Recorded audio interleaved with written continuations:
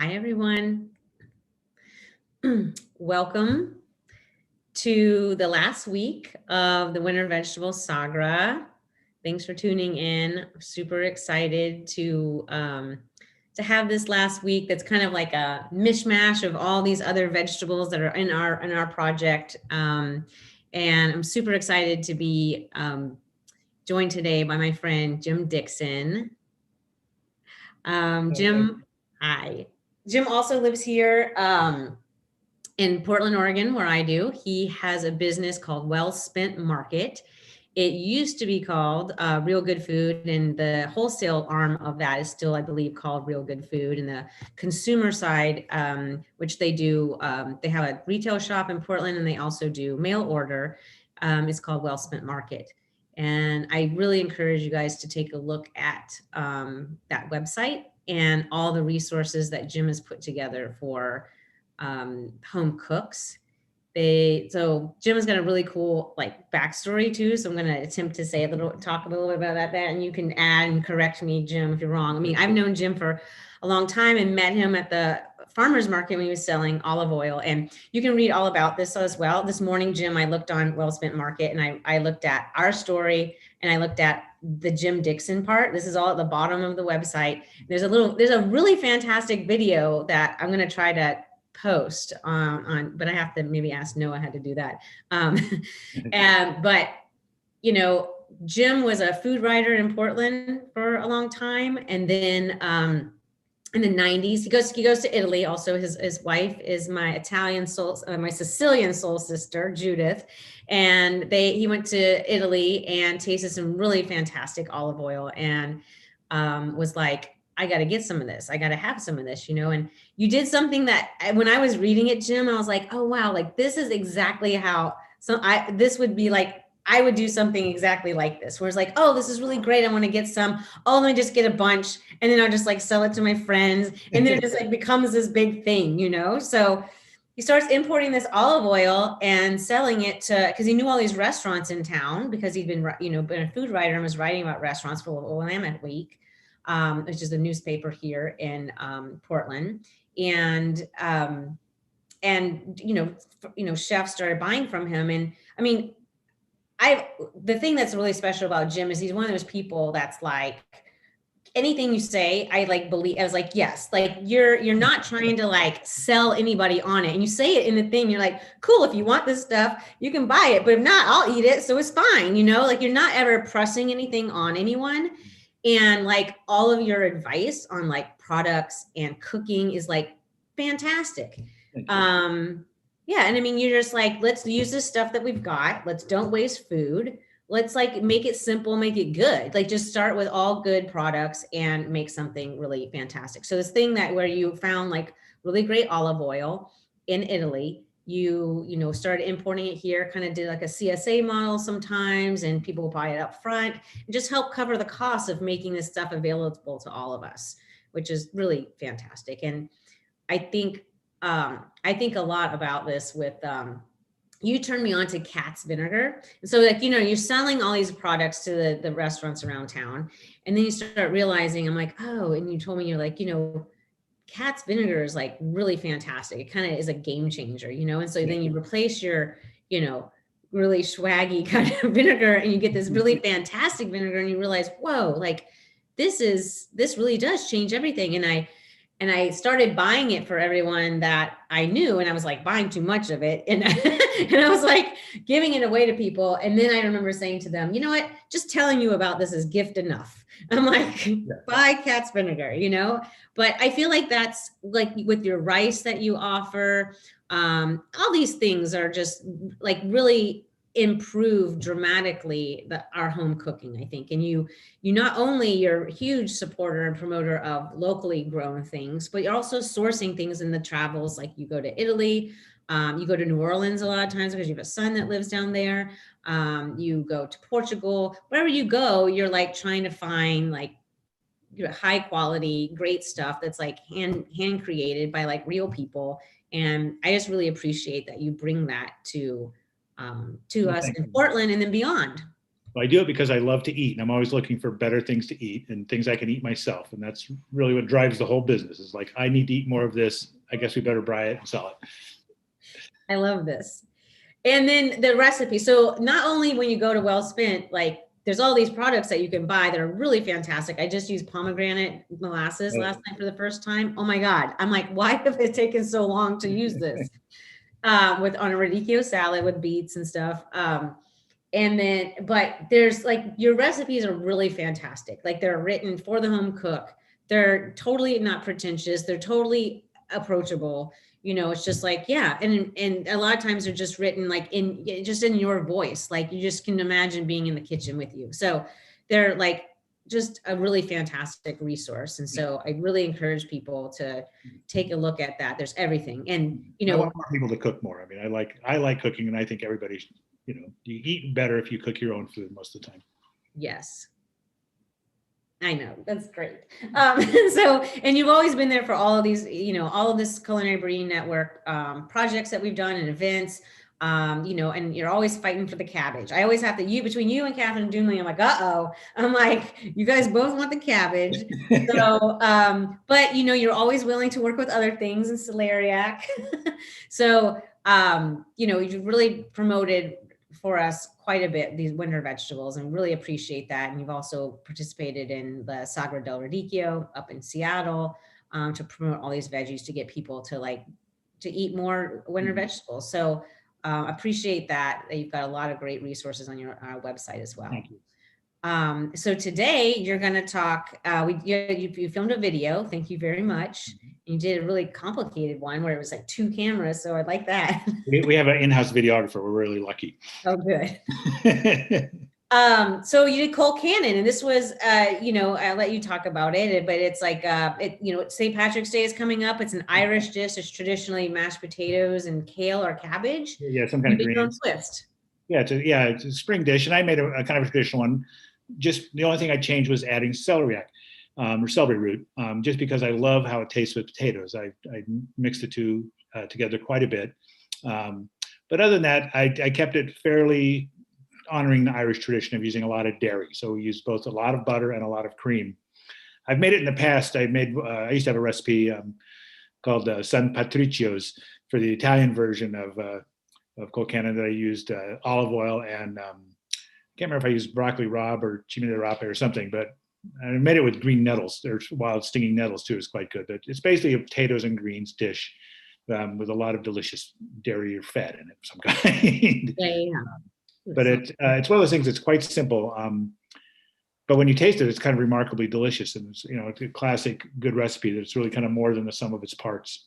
And it goes together quickly, and it's quite easy. And like I said, everybody seems to love it. I've never had it, nor I ever even heard about it until until now. So until I watched the video and we started talking about this. So I'm excited to watch it. And last night, while I was like, oh yeah, I need to know a little bit about this before the talk, we discovered a song too. So we're gonna play that at the end of this. So we'll watch your video and listen to the song, and then we'll join everybody back here. Please, I see people already posting. Post your questions if you're watching on YouTube, and we'll see you back here in just a few minutes.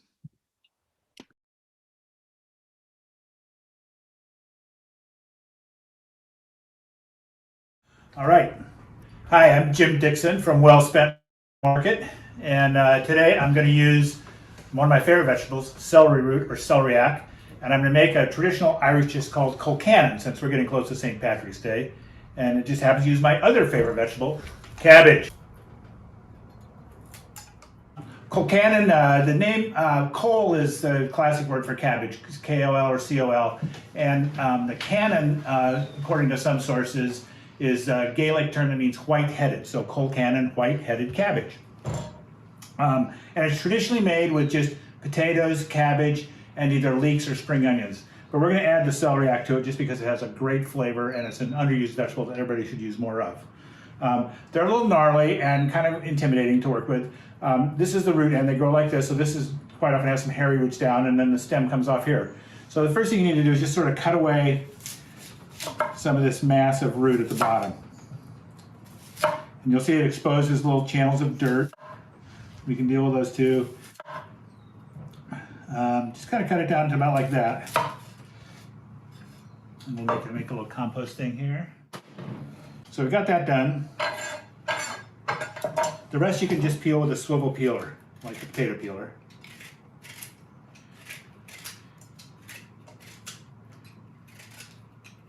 You can see you get a really nice, this is pretty classic celery root. They're typically about the size of a softball. Sometimes you'll find some really big ones and sometimes some smaller ones. Doesn't matter which size they are, they're all about the same. Later in the year you might find some that are getting a little dried out and hollow in the center. But even those are fine, you just cut that part out. All right, when you have it relatively clean, then I will typically cut it in half. And you can kind of still see there's still some dirt channels here, so we can kind of trim some of those out. You can't just cut them all off, but I hate to waste the edible part of the celery root by doing that. Okay, that's good enough right there. Do the same on this one. This has got a little bit on top here. This one's actually pretty good shape. All right. So the celery root and potatoes are gonna be steamed together. You could also, or boiled together. You could boil or steam. Just kind of cut it into loose chunks.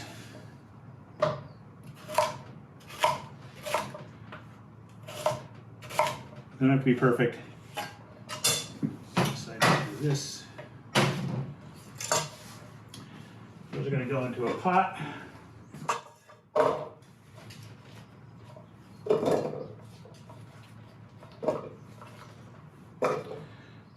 We peel the potatoes.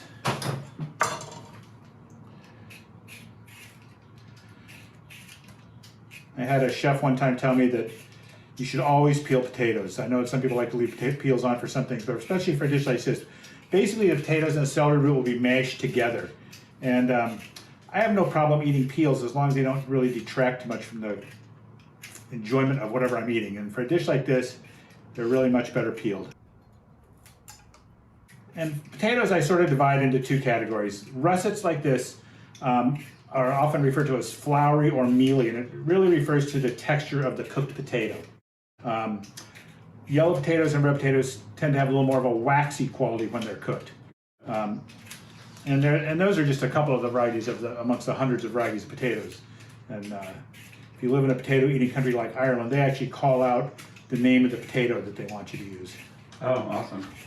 But here, pretty much here in the store, it's russets, also called Idaho or baking potatoes, and then red potatoes, which are the more waxy, and the yellows are kind of fall in the middle. All right. So we get this peeled. Okay, and these again, I'm just going to cut kind of coarsely.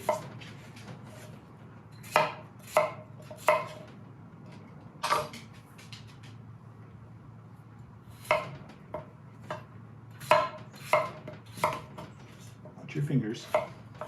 You can edit that part out. All right. These are going to go in here. We're going to add some water and boil these until they're just tender enough to like be pierced with a knife. Okay, we've got some water in the potatoes and celery root. We're going to put these on the stove. A little pinch of salt. Bring those to a boil and let them cook for a few minutes while we get the rest of the dish ready. The other part is going to be the cabbage and the leek. Leeks, when they grow leeks, they mound dirt up around the bottom, and they quite often get a lot of dirt in the upper part. So when you clean a leek, or you first get your leek, the first thing you do is leave the root attached and cut it down the middle, like that. You can kind of peel this back and see how dirty it is. See a little bit of dirt in here, a little bit of dirt in here. I don't like to waste a lot of this nice green stuff, so I look for this little divide where the growth is different, and I just cut that off.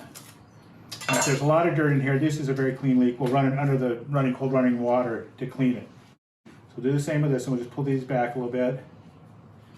Find that little area where you can see this a little more tender here, it's a little leafier up here. Just cut that off. Then we'll slice the leek. We'll do this one in quarters because we're going to mash it. together. So I want the pieces fairly small.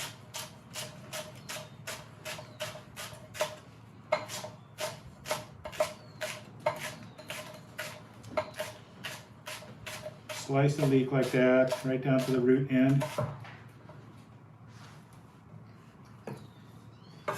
And we're doing this one as well. In the middle.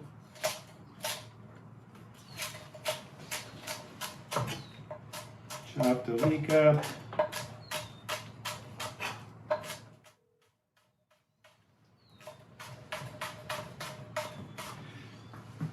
Quite often spring onions are used, since in St. Patrick's Day in March, in certain climates you'll find spring onions.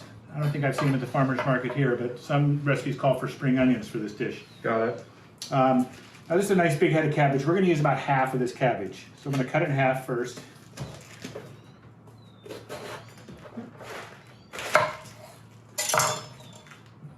I found that a half head of cabbage is just about the right amount to fit in a 12-inch skillet. So it's use a lot. I always like to use the core. One of my philosophies, if it's edible, eat it. And as long as you cut it small, no one will know it's there.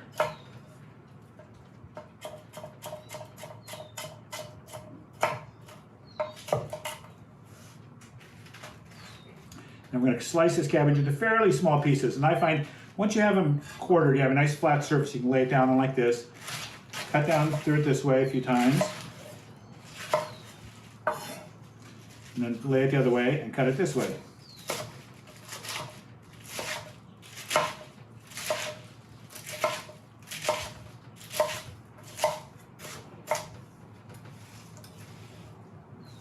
The other half, do the same thing. Cut it down one way. And cut it the other way.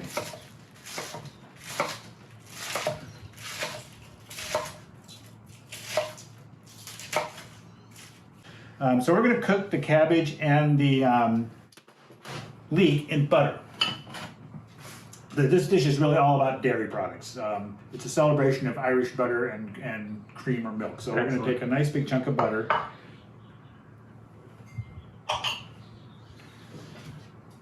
We're going to put this in our cast iron skillet. Get it hot.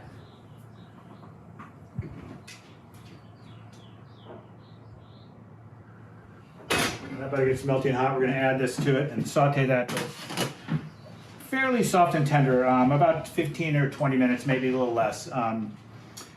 I read one article I read about cold cannon. Said there's really no recipe for a cold cannon. It's just something you make when you have these ingredients and you just kind of eyeball it, which is the way we like to cook anyway. So when the potatoes and celery root are tender and the cabbage and leeks are tender, cooked in the butter, we're going to mash the root vegetables with butter and cream and then mix them all together. All right, our butter is ready. We're going to add the leek and the cabbage.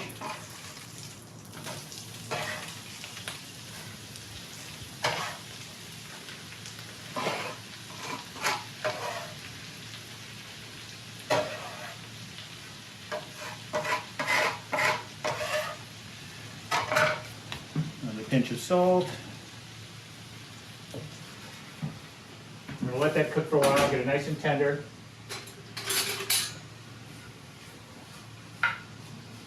Probably about 10 or 15 minutes for the cabbage and the leek. So you might notice I have a couple different butters here. This butter is called Creamery Classique. It's a locally made butter that's a European style, but basically a little higher butter fat, a little less moisture. And this is a really fabulous butter from France. It's hand churned, slightly salted. You can see the color, it's really, really amazing butter. This I tend to eat more like cheese. I use it more of as a finishing butter. Yeah. When I want it straight up pure butter flavor, and this is more for cooking. Nice. So I'm going to take some of this butter, and we're going to melt it. We're going to do the whole thing. Get ready to add to our mashed potatoes. When the butter is melted, it adheres to the starch in the potatoes better. You just get a nice creamy mashed potato. All right, our root vegetables are tender enough here, so we'll take these off the stove. Drain the water off.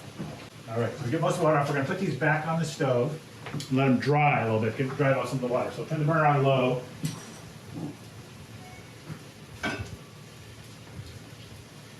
Just let them sit on the slow burner for a few minutes. Just kind of shake a little bit. Every once in a while, so you don't want to burn them. Just want to dry them out. The cabbage is looking pretty good.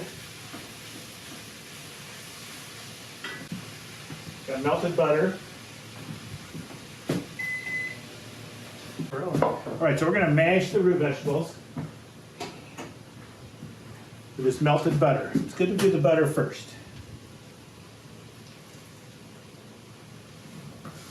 And I prefer this style of masher. You can use a fork.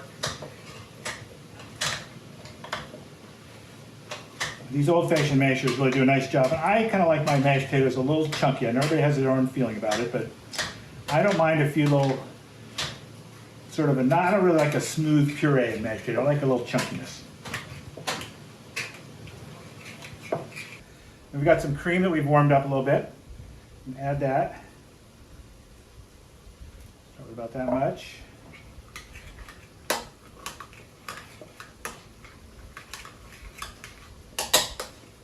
Mix those together.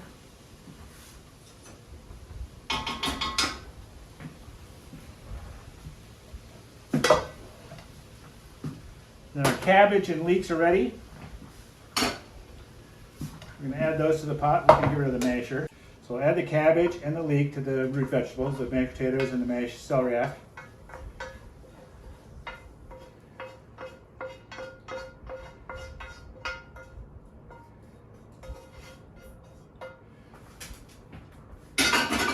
We're just going to mix these together.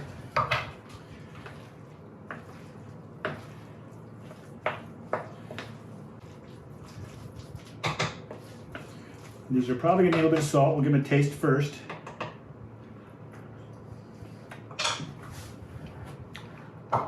And they do. We'll add a couple of pinches of salt. And then we're going to add one last ingredient. We're going to grate a tiny bit of nutmeg into these. And that's just you don't need a lot. You don't want a real nutmeggy like sweetness. And mace is traditionally used. Mace is the outer coating of the nutmeg nut itself. And it's got a little different flavor, but it's very similar. So nutmeg is more widely available and a good, it works just as well. It gives the same kind of flavor. So let's use our old microplane.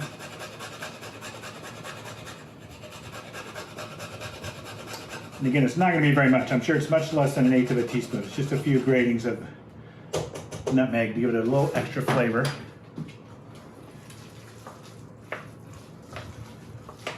It's a really nice aroma when it comes off that hot mash. All right, then we're going to put this in a bowl. And we're going to dish up a nice bowl of these. It's Colcannon.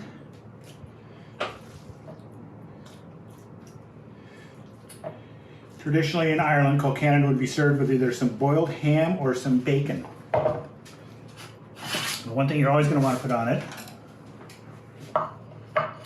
is a nice big pat of butter. Let that melt in there a little bit. And there it is, Colcannon, Irish classic, made with our favorite, or two of our favorite vegetables, celery root, celeriac, and green cabbage. Thanks a lot.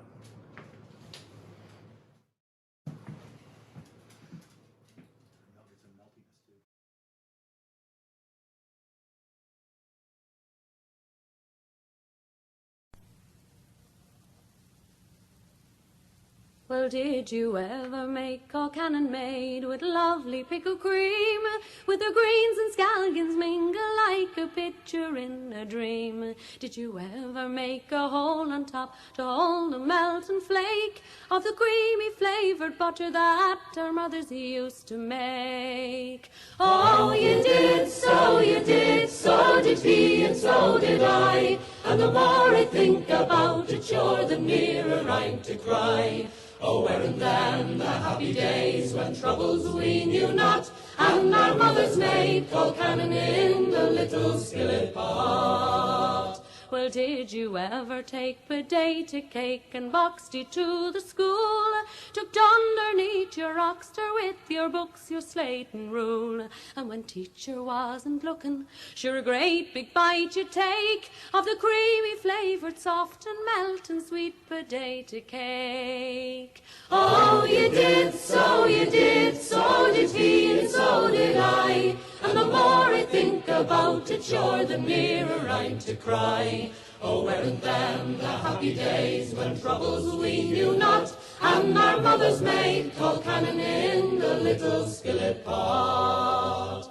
Well, did you ever go a-courting, boys, and the evening sun went down, and the moon began a-peeping from behind the hill down, and you wandered down the boreen where the chloricon was seen, and you whispered love and praises to your own dear sweet Colleen. Oh, you did, so you did, so did he, and so did I, and the more I think about it, sure the nearer I'm to cry. Oh, weren't them the happy days when troubles we knew not, and our mothers made cold cannon in the little skillet pot. Oh, you did, so you did, so did he, and so did I, and the more I think about it, sure the nearer I'm to cry.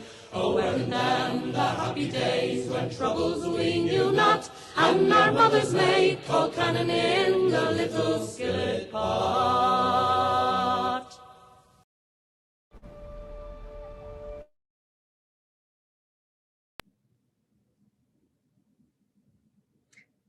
That was great.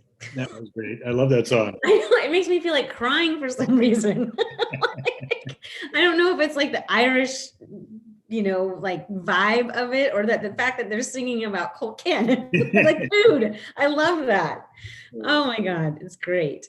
This was really cool. I mean, it seems like a lot of people are like familiar with cold cannon, but like I said, I grew up in the Sicilian household, so did not have anything like this. Looks really fantastic. One thing I think is cool too is that like I think about my son, Pasquale right now he's going through this like meat and potatoes, and I hope that it's a phase. And so I'm like, oh, well, maybe I can do, he always wants to put mashed potatoes with the gravy. Yeah. But I'm like, oh, maybe this is something that he would like. And he likes brassicas. So I think it's something that kids would like. Yeah, you can mix them together. Yeah. Yeah. What do you serve it with? Somebody did say that they ate it growing up with corned beef. What do you serve it with when you eat it? Well, like I said, I'd probably do like a pork chop or something like that. Yeah. I don't know. I tend to, it's funny, I quite often will mix meals. So not just, if I made cold cannon, I might serve it with something like, I don't know, like roasted chicken or something, not necessarily what people consider Irish. And corned beef is kind of more Irish American than actually Irish. Mm-hmm. I don't think traditionally the Irish ate much beef because they didn't get much meat ever anyway, Mm-hmm. Yeah. But it is good. So, just in the broader sense of these, like leeks and celeriac and cabbage, like what are some of the things that you like to do? I mean, you do all kinds of stuff, and I've been lucky enough to eat a lot of your food. What do you suggest to people that are like, oh, I've got this cabbage in the fridge? What would you do? Well, I mean, a classic thing that we make all the time, especially in colder weather, is soup. And, you can just start, and it's funny, I'm not a big stock maker. I know everybody swears you have to have a lot of good homemade stock to make good soup, but I don't really believe that.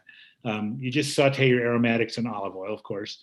So I would cook a leek, maybe an onion too, some celery, some carrot, the kind of aromatic vegetables give flavor. Cook those in some oil or olive oil or butter even, until they're quite soft, and that really builds a lot of flavor. And then just add water to that. Could cube the root vegetables, the celery root, and anything else, and slice up cabbage, and that's basically it. I mean, so if we want chicken soup, we might cook a couple of chicken thighs in there too, and pull them out and shred them later. Those things I love sort of the softer, mellower flavor of leeks. And young leeks, I know they used to serve a dish at Navarre, John Tabota's old restaurant, for a long time. Just a very simple kind of a braised leek where you just cook them. It's a technique, I can't remember what they call it, maybe glazing, but it's cooked in water and a little bit of fat, butter or olive oil, Slow, gently simmer till you get tender. And leeks cooked like that are really delicious. You cook them in water and the fat until most of the water is gone. It slowly evaporates in very gentle cooking. Those are delicious. But you can use leeks anywhere. You could use any of the other alliums, any of the onion family. I used to make a pasta called quattro fili because they're all in the lily family, right? So onion, shallot, garlic, and leek all together, cooked in olive oil with a little cheese and pasta is a really nice dish. Cabbage, of course, I think goes practically with anything since I eat it almost every day. Yeah. You know, one of my favorite quick meals is just chop up an onion, throw in some olive oil while that's cooking, chop up the cabbage, throw that in after it. And just, you can cook them on fairly high heat. The brassicas, I think, take high heat pretty well. They get a nice brownness because there's some sugars in there. And you can eat, that could be ready in 15 or 20 minutes. You can also then, you can add a few more aromatics to it and add a little bit of water and cook it slowly and make sort of a smothered cabbage. And smothering is kind of a Southern technique that's just basically cooking things down until they kind of break down more. So you can eat the cabbage either kind of crunchy and browned or very soft and melty from slower cooking. Another thing that we've been doing lately is doing the roasted cabbage in wedges. You just cut it down to the core and try to keep a little piece of the core attached and cut it into quarters and then cut those in half. You can't get them too much thinner than that. So you basically have 8 wedges of cabbage and just put them on with some olive oil on a sheet pan and roast them until they get kind of brown and caramelized. And as you know, Judith loves things really brown and caramelized. So we kind of like cook the crap out of them. So they're really, really brown and caramelized, but those are really good. So cabbage kind of has no boundaries for me. Celery root, one more thing I like to do with celery root is a real classic dish. That's the celeriac remoulade. It's a traditional French dish. And in France, a remoulade is basically a tarragon flavored mayonnaise. But in the South, remoulade has a whole other set of meanings, and it's got all kinds of stuff in it. Lots of pickly, capery ingredients. And so you can just grate the celery root. You can do it with that box grater. It's a little tough. A food processor makes it easier, but grate that, and then you make kind of a mayonnaise-y, savory dressing and toss that with it. You can also add our other favorite winter vegetable, winter squash. And raw grated winter squash mixed with raw grated celery root is a really fabulous salad. You can dress it anyway. You can do it just with oil and vinegar too. I'm a big fan of grating the winter squash, but I always put the caveat in. You can leave them all unpeeled except for butternut. Those butternut peel is very hard and flinty, and you cannot, even the smallest bit, you'll know it's in there. So a little diversion to another winter vegetable there, but. I know. Well, there's so many to talk about. I mean, things came in my mind. I mean, I feel like cabbage is, I prefer it myself too, like cooked. I like a lot like Judith, like cooked a lot. I like that browning, all the brassicas I like that. I kind of am a person that just cooks kind of like sautés whatever I happen to have around. I'm a big fan of the thing that it's like the extras that you put on top, which you also offer a lot of. I'm not here to try to get you to sell a lot of stuff, but I mean, you do have so many things that are so great, but toasted breadcrumbs, anchovy, lemon zest, parm, these are the things I just put on top of everything, I feel like. But I'm always the happiest when it's oh, I happen to have potatoes and I have, cabbage, because then you can just cut up your potatoes and, dice them, and then with any kind of allium, and then saute that and then throw in the cabbage, and it's freaking great. And you can put some parm on top if you want, some anchovy if you want. But just simple is really fantastic. And you had a really great celeriac soup that you did at the Sagra last year when it was in person. And that is on the Eat Winter Vegetables website if you want. Yeah, that was good. That was based on one of the components of one of the dishes from the Sagra del Radicchio that the Corson building chef made. Remember that? The grated celeriac, Yeah, and that was really great. Broth, really very simple. Yes. Yeah.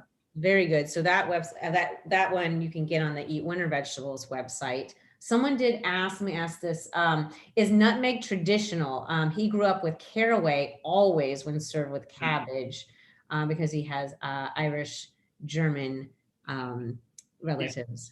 I don't know for sure. I mean, when I did some research on this a few years ago, and I was doing it for another thing, it seemed like the mace nutmeg connection was there as a slight touch. And nutmeg and mace are typically used in creamy dishes gravies and sauces and white sauces, just a pinch. I think it goes back to LaRousse or one of the French techniques of the mother sauces. But so I can't claim it's very traditional or not, but Yeah, what is it that, because I see it so often and I usually skip it because I never have like, I need to get fresh nutmeg, you know, but I'll always have some old stuff in the cupboard. I'm like, I'm not going to use that. So what is it that nutmeg brings out that?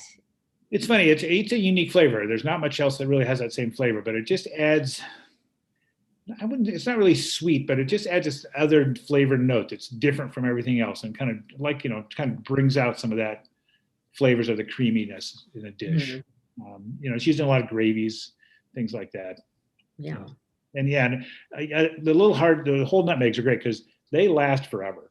I mean, it takes a long time to go through an entire nutmeg, grating it up. And it's been hard since COVID, they shut down all like the bulk stuff for a while there. And then it's like, that's how I always bottle my spices because I want them to be really fresh and I'm not going to use, this big thing of nutmeg probably already. And it's of course, it's always, better when you fresh, grind it up anyway. Yeah, you have a lot more flavor. Yeah. I was going to ask another question. I can't remember right now. I don't know. This has been great. I'm like, people are just saying that they are really excited about it. Creamy dishes and dark greens, love nutmeg for sure. I don't know. I mean, this has been great. I love seeing Toby in the video. I didn't realize he was in there so much. I know. We call him the kitchen Roomba. He comes in. He will come running to the kitchen at the first sound of a knife on a cutting board, just waiting for something to. Well, do you feed him? I try to not feed him in the kitchen. I mean, because he's a terrible beggar. Toby was a rescue dog, and he's got that hunger for anything that's remotely edible. Yeah. And he's really a terrible beggar. So I try to take any scraps and put them in his bowl, and where we normally feed him his meals. But he gets lucky, when you're cutting cabbage, it's hard to avoid the little spray of cabbage bits all over the kitchen. And so, and he likes it. He'll eat the only vegetables he won't eat. He's not crazy about raw onions. Yeah. Raw eggplant though off the floor, which is kind of unusual. Yeah. But he eats sticks too. So he's not too particular. Yeah. All right, cool. Well, this has been great. I really appreciate all your resources. I know I've said it so many times, but people watching, please go check out Wellspent Market. And there's a whole section with recipes. There's also like all your stories too, your rant. Oh, by the way, like your rant, about Rob and Rabe and like Chimanarapa and like, what is all this? We're going to have a session on Thursday all about that. I saw that coming up. Yeah, I know it's funny. I mean, I think I told you, I've ranted about that forever, and it kind of goes, as a writer, you want to try to be precise in language. And I used to always get bugged when at the farmer's market, all the little inflorescence of the young brassicas were all called Rob. And I was like, Rob, it's rape is the Latin root for turnip. And it really should only apply to, the things that are in that branch of the brassica family that is turnip based. And Cima de rape, head of the turnip, and rapini, little turnip greens. But one time I was ranting to my friends at Groundworks, and a friend of mine said, "Oh, it's Jim ranting about Rob." I know. Well, it's extremely confusing. Yeah. I did feel vindicated when a few years ago, Deborah Madison was in town on a book tour of her vegetable book that came out a few years ago, and somebody asked her a question at a Q&A, and she said, "Well, technically that's really true." And like Catherine Demling, a couple other people looked at me and said, like, "Look, Jim, you're right." So. Yeah, you are. And it's just like, I remember you would talk about that a lot, and then I was like, okay, let's get down to it. And it's confusing because the way they use the word broccoli means something different. Yeah. Rob, it's like, and then there's a multiple names. A broccolo is the inflorescence, flowering at the same time. Yeah. So even when they say broccoli rabe, it's actually the same as Chimanarapa or rapini. Yeah. It's like, but we think of broccoli as something else, and it's very confusing. So we're going to try to like demystify all of that. Yeah. So someone did ask a question about your cabbage dishes changing with the seasons. Like, do they change? And this person says, I eat more fresh cabbage in the spring when it tends to be more tender. So are you eating it more like fresh then, or? Not really, just because I eat so much of it. I mean, typically like I'll get a cabbage like the one I did today. It was a big, heavy head of cabbage. I chopped up half of it. Another one of my favorite things to do is put it in a skillet and roasted chicken on top of the cabbage. Oh, yes. It's all the chicken juices drip in there. Yeah. So I did that with half of it, and then the other half, like I said, I chopped up. And it's a thing I picked up in New Orleans I had it at a restaurant there, and it was kind of intriguing. It was called fermented cabbage in the salad, but it didn't seem very fermented. I kind of, reverse engineered it, and basically it's the first step of making sauerkraut that I call it lightly fermented. Chop the cabbage, you weigh the cabbage, and then you weigh 2% by weight of salt. Mix them together as if you were making sauerkraut, where you kind of crush it like the cells. Then you let that sit overnight, and then you put it in the refrigerator and start eating it. And it's really good. Yeah. And so, I mean, that I have in the refrigerator almost all the time. I like to have a batch of that, because then I can just pull it out. I can add that. I can cook that again. It's denatured slightly by the salt fermentation part, but you can also just cook it, or you can add it to a salad. It's very good mixed with the radicchio salads. Yeah. The dishes I make out of cabbage tend to reflect more the weather. I mean, if it's summertime, I'm not going to be long, slow cooking cabbage, smothering it quite as much because it's hotter. So I'll make cabbage salads or sauerkraut, things like that. But yeah, I mean, it's not so much the seasonality of the cabbage, but more the seasonality of what I feel like eating because of the weather. Yeah. But a lot of those things I eat constantly. I mean, probably not a week goes by that I don't cook some cabbage on the stove with an onion and olive oil, maybe a few other things. And that's, like you said, that's the nice thing about it. You can look in the refrigerator like, oh, I've got half a jalapeno in there, so that in there. Yeah. Throw in a handful of grated squash. Going back to the grated stuff, I mean, I keep those in the refrigerator quite often too, because they keep pretty well, and they're great to throw handfuls into other things. Yes. And sometimes I'll switch it up. I'll do sort of like Southern flavors with, the Louisiana Trinity aromatics of celery, bell pepper, and onion. Sometimes I'll do more of European Italian style, like a more mirepoix or sofrito with carrot and other vegetables and garlic. I'll do sort of my Japanesey with some soy sauce and maybe a little dashi. Or there's a great technique in Japanese cooking called nimono. That's basically a dashi broth flavored with a little bit of mirin and a little bit of sake. And a little bit of soy sauce, and it's unbelievably delicious. And I'll do that with cabbage and all kinds of vegetables. It's one of those things like it's so simple, and you taste it like, oh my god, I can't believe it's so good. Yeah. So just kind of just to switch things up, I'll sort of change the background flavor profiles or the additional things I put on it, or like the condiments. Put some chili crisp or chili crunch oil stuff on it one time, or crystal hot sauce another time. Yeah. Going back to Pasquale's things, sometimes some gravy. I have to teach Pasquale how to make my country style gravy, because he would love that. everything you have in the refrigerator at all times. It's Yeah. actually very good on a little rice and cabbage and gravy. Oh yeah, that's good. One thing you mentioned that I wanted to go back to is salt, because this is something that you sell a lot of, and I'm sure you have a lot to say about it, because it's a thing like vinegar that we just take for granted, and we just buy what's on the shelf, and that's cheap. But when you start using like a higher quality, then it like really changes everything. So like, what kind of salt would you use? Yeah, well, for almost all the cooking, I use some kind of sea salt. And really all salt, even when it's mined from the bottom of the, from caves, was sea salt to begin with. It just was laid down and then, covered up with rocks over the last billion years or so.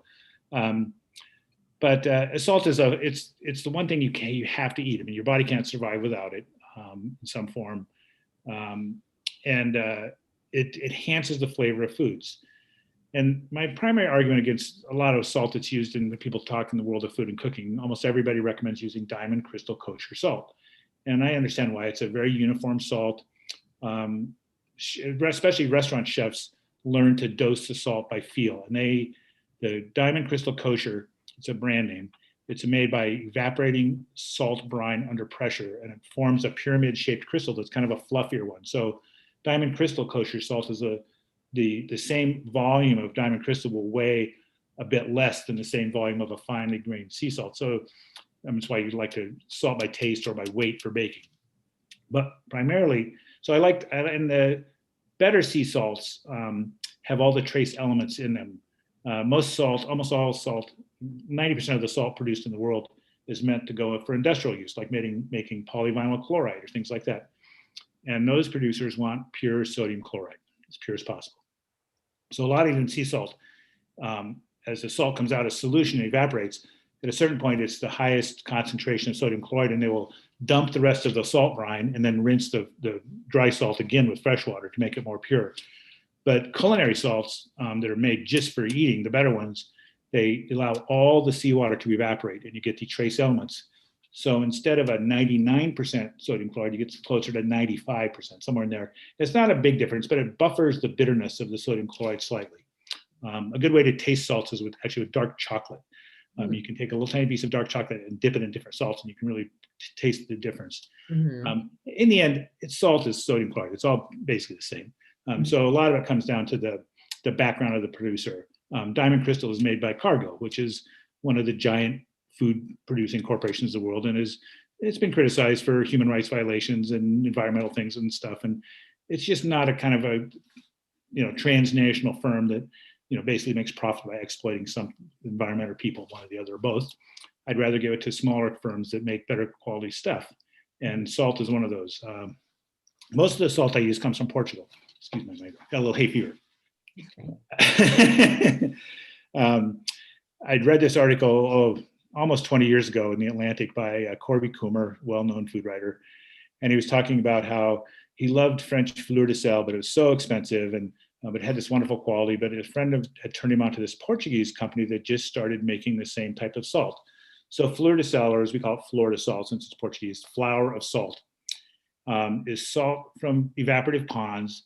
And as the salt brine gets more and more concentrated, at a certain point, the salt crystals form on the surface. The salt comes out of precipitates out of solution, the term I'm looking for. And if the conditions are right, if there's not much wind and it's calm, the salt crystals will float on the surface of the water. These are very delicate, naturally formed crystals. And so those can be skimmed off, and that's flor de sal or fleur de sel. And they're naturally flaky. You crumble them with your fingers over your food, finishing salt.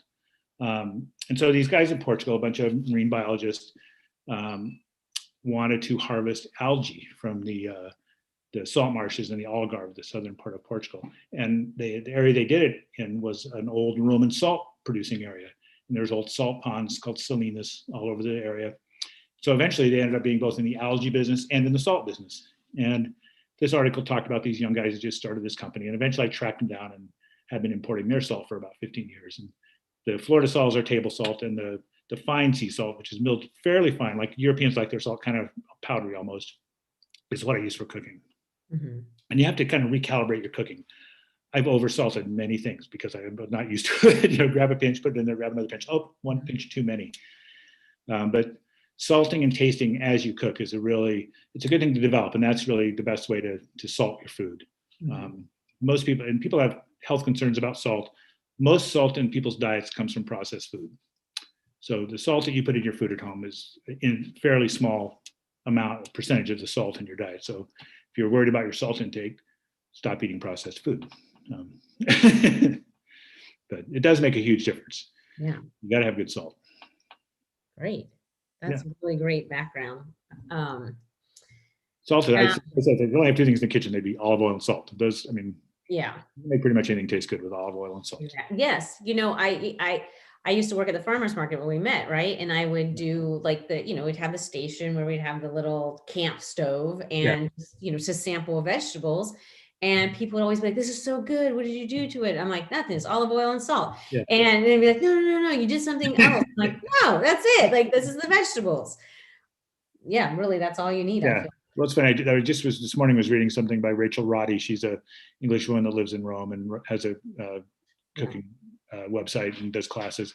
And she was talking about the importance of olive oil, how it's like the most important flavor in most of the food she cooks. And it's really true. And it's, again, I'm in the olive oil business, so I rant about this a lot, but in the grocery store, most of the olive oil that's called extra virgin is actually refined olive oil blended with virgin oil. And people think of that as olive oil, and they think it's just another oil, it doesn't have much flavor, but it's totally different than true extra virgin olive oil, which is really just like olive juice.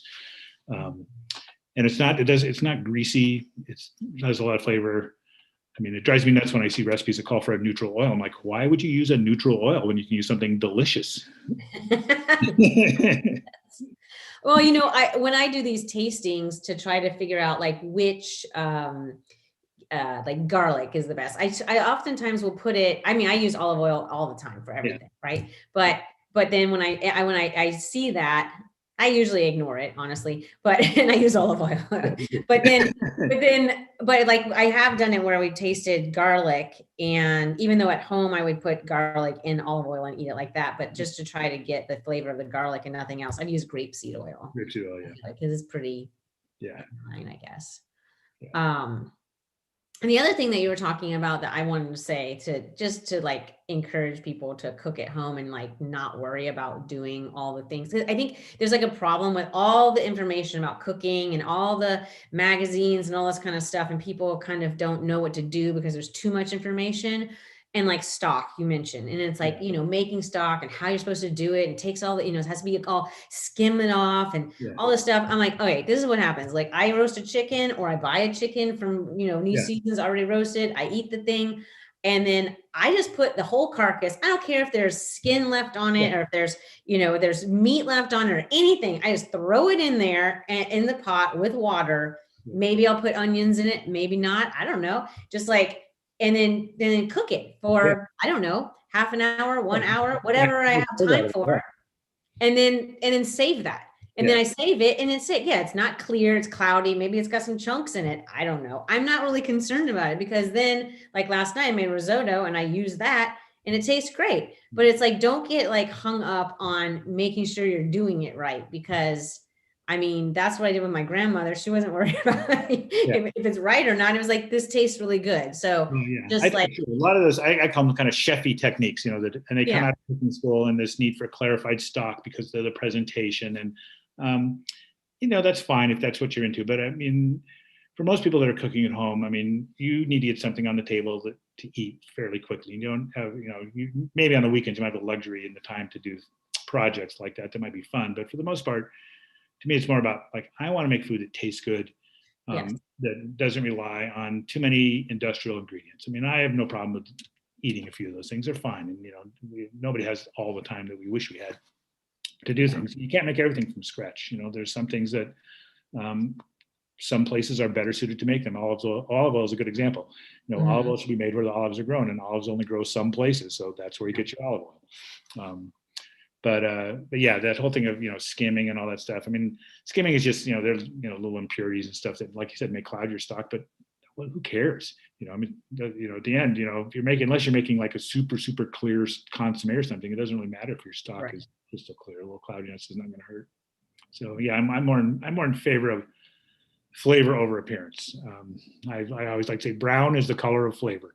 Yeah. And a lot of my food, I used to get a lot of grief for my terrible food photography back when I did it all myself. And it was mostly like standing over the stove, taking a quick shot of something brown in a cast iron skillet. And it looked terrible. Yeah. I don't know. I'm with you. Yeah. So I hope people are encouraged to cook.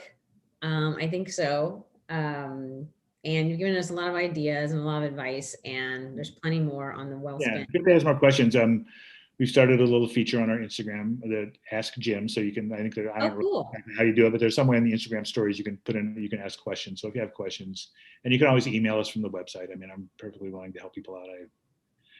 As you can tell, I like to talk about food. So yes. And whenever in the near future, hopefully we have some in-person events, you'll be there and can talk to people in person too. You will. I'd love to. Great. Thanks, Thank you so much, Jim. Really it's appreciate my pleasure, it. as usual. Yeah, this will be recorded so people can go back and watch it, and really appreciate sharing with us today. Well, thanks for all you do, Lane, for keeping really delicious, produce and grains in the forefront of people, at least here in the Northwest that cook, and everybody else. I mean, we're very lucky we have, the Culinary Breeding Network and the work you do to keep us, tuned into the delicious things. I mean, I'm getting ready to start on barley for Grains Week. Oh, so good. Yay. I've got some good naked barley recipes coming up. That is so good. Thank you, Jim. Thanks for always being such a big supporter. You're welcome. All right. Okay. See you later. Bye-bye. Bye, guys. See you guys tomorrow. We'll have Elsie, who is from Haiti, and she is going to talk about her business, Creole Me Up, and show us how to make some Haitian pickles and potato salads, vegan and non-vegan. See you tomorrow. Same time, same place.